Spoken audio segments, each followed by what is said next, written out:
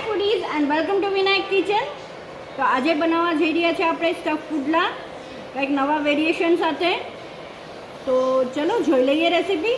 1/4 cup લસણ છે, સાથે 6 થી 7 મોટા તીખા મરચાં છે અને આપણે ક્રશ કરી લેવાનું છે. આપણે લસણ ને મરચાં ક્રશ થઈ ગયા છે. હવે આ ચટણી કાઢીને આપણે રેડ ચટણી ક્રશ કરશું પાછા આ જ જારમાં. તો હવે આ સેમ જારમાં આપણે 1/4 કપ બુંદી લઈ લઈશું.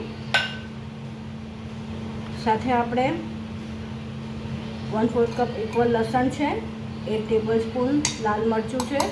હવે આપણે આને ક્રશ કરી લઈએ. આપણે મીઠું એડ કરી દઈશું, સોલ્ટ ટુ ટેસ્ટ. થોડીક સોલ્ટી હોય છે આગળ પડતી આ ચટણી, તો ક્રશ કરી લઈએ.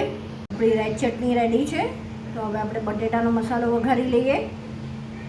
તો હવે આપણે કઢાઈ લઈ લીધી છે સ્લો ટુ મીડિયમ હીટ ઉપર. એમાં 3 પાવડા આપણે તેલ એડ કરી દઈશું, જે મારા બહુ નાના સાઇઝના પાવડા છે. આ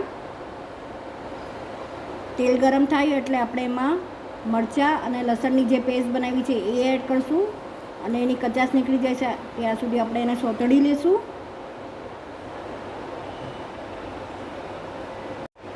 આપણે આની એકદમ જ કચાશ કાઢી નાખશું લસણ ને મરચાંની. સાથે આપણે નીકળી ગઈ છે હળદર એડ કરી દઈએ.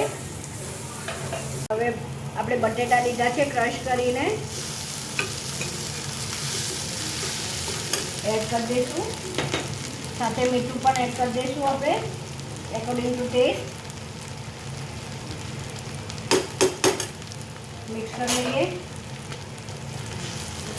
આમાં કોથમીર એડ કરી દીધી છે. મિક્સ કરી લઈએ બધું. તમે જોઈ શકો તો એકદમ મેશ થઈ ગયું છે અને રેડી બી થઈ ગયું છે, મિક્સ બી થઈ ગયું છે. તો બસ હવે આને કાઢી લઈએ. આપણે બેસનનો ચીલા જે નોર્મલ આપણે બનાવીએ છીએ એ છે. ચણાનો લોટ, મીઠું ને પાણી, એ સિવાય મેં કાંઈ આમાં એડ નથી કર્યું. અને આપણે ચીલા બનાવી લેવાના છે પ્લેન. બેસન ચીલા બનાવી લેશું. સાઈઝ તમારી ચોઈસ ઉપર છે, નાના મોટા તમારે જેવડા બનાવવા એટલા.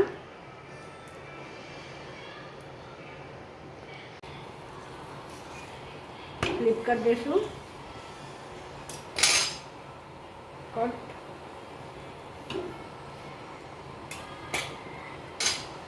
બટેટાનો માવો મૂકશું આમાં. આ તમે પાટલા પર પણ કરી શકો, પણ આ કૂક પણ થતું જાય કેમ કે આપણે એક સાઈડ કાચી હોય છે એટલે હું ગેસ ઉપર જ કરું છું. સ્લો કરી દેવાનો ગેસ. જો ફાસ્ટ હોય તો લાલ ચટણી આપણે એડ કરીશું.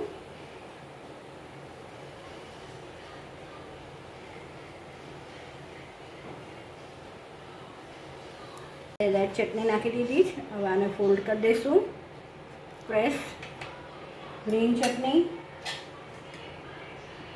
બધું સ્પાઇસીસ વાઇઝ એકદમ સ્પાઇસી છે મારું. તમે તમારા ટેસ્ટ મુજબ લઈ શકો છો. ફોલ્ડ. અહીંયા ટોટલી ઓપ્શનલ ચીઝ તમારા ચોઈસ મુજબ.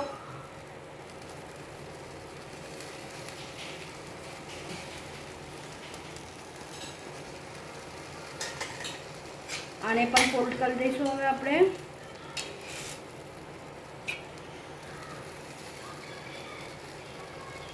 આને આપણે ગ્રીન પેનમાં લઈ લઈશું. તમે જોઈ શકો મેં તેલ ઘી કે કોઈ ચીજનો યુઝ નથી કર્યો.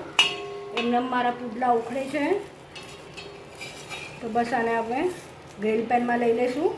તો બસ જો આવી રીતે ગ્રીલ કરી લેવાના છે. તમને કડક જોતા હોય તો કડક, સોફ્ટ જોતા હોય તો સોફ્ટ. તો ચલો સર્વ કરી દઈએ.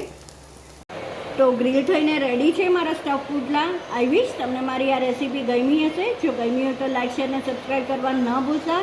બસ આવા જ નવીન પુડલા હું મૂકતી રહીશ અને સાથે નવીન રેસીપી સાથે આપણે ફરીથી મળતા રહીશું. Till then bye, take care.